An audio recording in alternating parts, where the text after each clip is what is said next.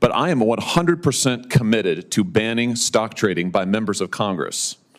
So I'm not going to be dissuaded from that one way or another. And we can throw up as much chaff as you want to, but the fact of the matter is, members of Congress should not be trading stock. They should not be. Congress is a rich man's club. That's the problem. That's what we're trying to fix. I would suspect that I probably have the fewest assets of anybody sitting on this dais. I am not a rich man, unlike those to my left. So, I mean, listen, the American people look at people like the former Speaker of the House, who makes better returns than anybody in America. They look at senators who were investigated during the COVID pandemic for their miraculous stock trades, and they say, how is this possible? To think that this might become a problem in the future is frankly fanciful. It's a problem now. It is, and it's not just in perception, it is reality. Members of Congress are trading daily based on information that the public doesn't have. And now I'd like to recognize Senator Hawley for his comments. Thank you very much, Mr. Chairman, and thank you for working so diligently on this and accommodating my many suggestions and concerns over a period of months to make this the strongest possible bill. I think it's a terrific bill. Senator Scott threatened me a moment ago that if I made a lengthy statement, we might lose his vote. So I will be extremely brief. I just want to point out that the historic nature of this finally getting to a vote. There's been a lot of talk about banning stock trading by members of Congress. Never have we been able to get a vote. We're going to get that vote today. And I just think that this is such a simple proposition. The American people, when I go home and I say to folks, they ask me about stock trading, here's the thing that absolutely stuns them. They can't believe that it's legal already. They can't believe we can currently do it. Most members of the public think it's already banned. And when I say actually it's 100% legal, they say why? And there's no good answer to that question. We should be here to focus on the public's business, not private gain. We shouldn't be here day trading. We shouldn't be here focusing on our stock portfolios. We should be here doing what the American people sent us to do. And that's what this bill is about. With that, I yield back, Mr. Chairman. I came in here happy to vote yes on this self-flagellation. For my own part, what I did when I ran for office, I divested myself of all my marketable securities, turned them into cash. I've been sitting on cash. And you know how much I've lost in terms of opportunity cost since that point in time. So, from my standpoint, I was able to do that. I had the capability of doing that. And I thought that'd be the honorable thing to do. My wife has since purchased an ETF, which this does exempt, and I think that's a good thing. I would caution people in terms of, I'm going to vote no now. We don't want to turn Congress into a rich man's club. I think it's already suffers from that. And again, I thought also, and I would want clarifications, mainly the reason I'm asking this, is are private businesses exempt or not exempt from this? I was told, again, it's hard to interpret legislative language, but if, I had a rather large manufacturing company, which I did not divest myself immediately, I since have, but that would be grotesquely unfair. We're going to limit the number of people, by the way, qualified people. I actually want people with manufacturing experience or business experience. People who've been successful in life. I'd like to see successful people come to Congress and bring their successful skills to bear here. So, again, I agree with Senator Romney. Insider trading is already illegal. I don't know. I think there's all kinds of suspected abuse. A lot of people come into Congress and all of a sudden they're multimillionaires later. But I think we do need to exercise caution. But again, I'm primarily speaking at this point because I want clarification. Does this or does this not exempt a private company of somebody who's going to run for office or a member of Congress? I mean, all of a sudden, does that have to be divested? Because I think that'd be a travesty, quite honestly. Is there an answer to that question? The answer is that it's exempt if it's a small business as defined by the Small Business Administration. So how small is small defined by? 500 and under. 500,000. 500 employees and under is a small business. Yeah. Definitely put me down as no. So let me ask a question. So if you have 1,000 employees and you own it and it's just your private business, you have to divest of that business? Yep. Well, that's insane. Yeah. I mean, who would want to do that? I mean, farms, family businesses have been going on for generations that they keep together, and sometimes families divide it by shares. We're going to make people divest of those privately owned businesses, and we think that's a good idea?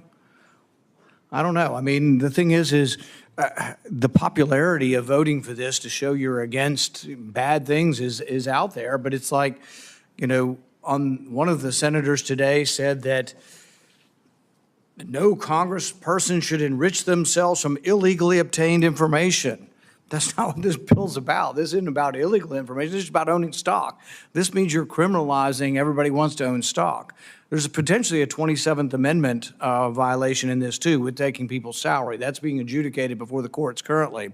But to vote against this sounds like, oh, gosh, you're for corruption. Nobody's for corruption. There are laws we passed, and I voted for the Stock Act a couple of years ago, and the Stock Act helped to ban or further ban what was already illegal. It has always been illegal to do insider trading for anyone in Congress or otherwise.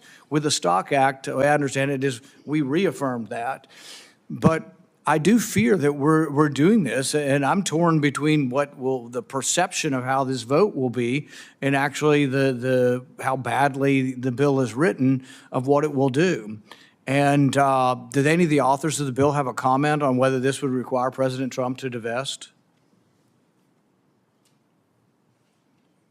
Senator Hawley, do you know what the answer to that is? Divest from what? Stocks. I don't know what the state of the president's, the former president's current portfolio is. Whoever is elected president would have multiple years to comply. But I do know there's always an excuse for why we can't do a stock trade bill. I've heard this for years. And now we're being told, oh, this was drafted hastily. That's just simply false. I mean, we've worked on this for literally years. So I would just welcome those who now suddenly have concerns. Where have you been for the last few years? And listen, I'm happy to work with you as this moves to the floor. We can always do a substitute amendment. That's fine. But I am 100% committed to banning stock trading by members of Congress. So I'm not going to be dissuaded from that one way or another. And we can throw up as much chaff as you want to.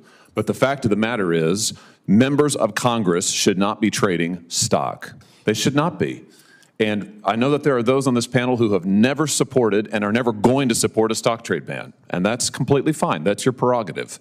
But let's not pretend that this is about anything other than that. That's what this is about. But what about banning of owning of your business? I got a family, I don't, but let's say I have a family business and it's got 1,000 employees and I own it. I have to divest in that. Do you think that's a good part of your bill?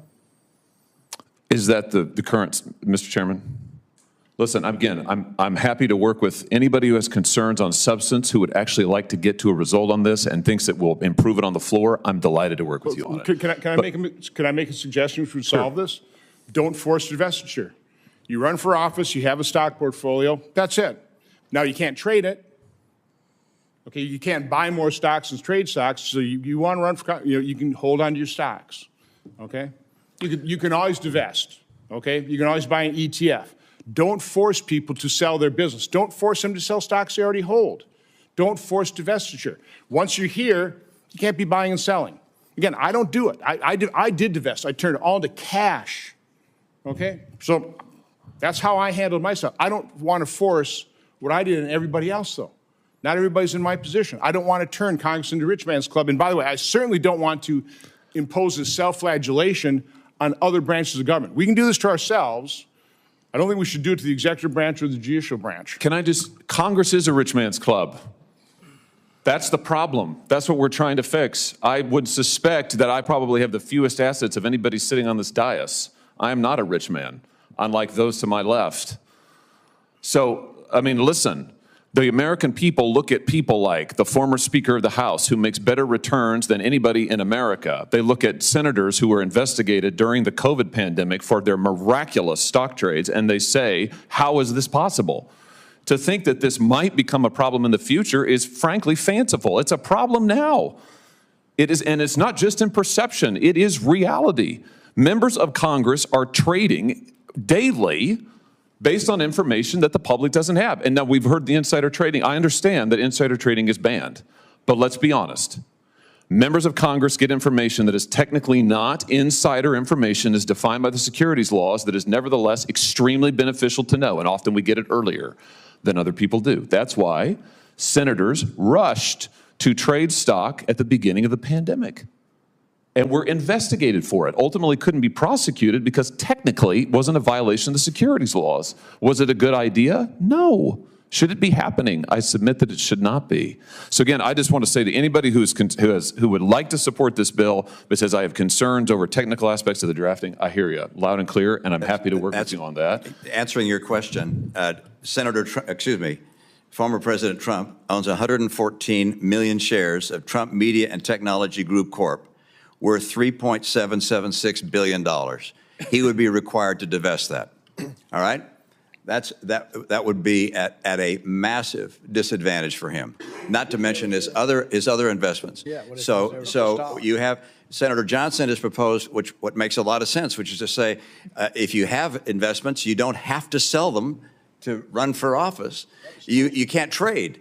But I didn't say this bill wasn't drafted quickly or hastily. I said it was drafted poorly. All right, there are a number of things the bill does which ought to be done, which I would support. But causing people that are running for office, including the President of the United States, to have to divest of all their public and private enterprise securities is simply something that's a mistake and would prevent people from running from office, including the person who's the Republican nominee for president. Senator Marshall, you're recognized for comments, and then Senator Langford, you're next. So thank you, Mr. Chairman. Certainly, I acknowledge the issue you all are describing, but I'm still going to support this bill. I think it's important enough that we get it to the next step, and hopefully the process can improve it. I would be impacted by the current legislation and have to divest myself of companies that we own prior to getting here. I agree with you completely, but I think this is so important. We need to move forward. My only wish is that we would have included spouses the moment it impacts us, because that's where it's being abused, is on spouses making some of these trades. When you have hundreds of thousands of people following a spouse's member of Congress through a Twitter feed, obviously there is a problem. So I'm ready to move forward with it. Appreciate everyone's efforts on this, and yes, it's got to be amended going forward. Thank you. Thank you, Senator Langford. Thank you, Mr. Chairman. As a person who's sitting to the left of Senator Hawley, we should put our bank accounts side by side and do some comparisons on it. As a former youth pastor, let me just ask a couple of questions on this. Senator Marshall, I think committee is the place to be able to hammer this out rather than between committee and the floor. Committees are designed to be able to have this kind of conversation to be able to figure it out. And my concern is this gives the perception of members of Congress are no longer trading wink, wink, nod, nod, unless it's an ETF, unless it's a mutual fund, unless it's other things. So you can't trade Apple or Microsoft stock, but you could trade QQQ, which has a huge percentage in those, and basically do the same thing. That's allowed in this bill. And so if we're going to try to give the perception that this is blocking members of Congress from owning or trading stocks, but ignore this other part of the market where they're still able to play in the market in that area, I just think it's just not being consistent for us. That if we're going to say we're out of the market, then we're out of the market. If we're not, then let's find a way to manage this. The Stock Act, when we passed that, and I'm one of those that voted for it as well, the Stock Act said it's already illegal to be able to trade stocks with insider information. And to make sure that there's maximum amount of enforcement and transparency, everybody's got to disclose every transaction that you have over $1,000. It's all got to be out there in the public eye, and it's got to be immediate. And there is accountability on that. I would tell you, as a member of the Ethics Committee, we do get contacts from folks saying, there was this trade that happened, I saw it, I tracked it, they were in this committee at this time, they were in this meeting. So some of that dialogue does happen behind the scenes to be able to go through all that. It also, this bill would say that I couldn't own or trade stocks, but my chief of staff who set up the meeting, who actually met with those people first, now they could. The legislative person that sat in the meeting with me, when that inside conversation happened, they could trade on stocks, in fact, on that stock, but I couldn't. So it creates this very interesting who's actually engaged in actually more inside information than us is our staff. And our staff are all exempted from this bill, saying they have access to all that information, but members of Congress actually cannot. And actually, college-age kids are also exempt from this. So a dependent child of a member of Congress, they can't trade on the stock. But if they're 19, they could. And the whole issue of crypto that's come up, we haven't discussed here, but my understanding is this also would preclude a member of Congress from owning cryptocurrency as well. And that's a big conversation as well on the whole digital side of things that we haven't had discussion on. My issue is not this topic. I don't want anyone to be able to trade on inside information, which is already illegal. And I don't want to even create that perception of trading on that. But again, this is not trading, this is owning. And this has a lot of exceptions that are built into it that gives the perception of saying we're not involved in the market when we really are involved in the market, just in other places in the market. And oh, by the way, our staff's still involved in all that, but we're not. It just begs some questions that I think need to be answered. And I think the right place to answer it is in committee, to be able to argue through this and to be able to figure out what's the best way to write it and do it, rather than hoping it gets better when it gets to the floor. Senator Scott. So I'm similar to Senator Johnson. I sold my operating businesses, and many of them had more than 1,000 employees before I ran for the Senate. So, but it does make sense. I don't know.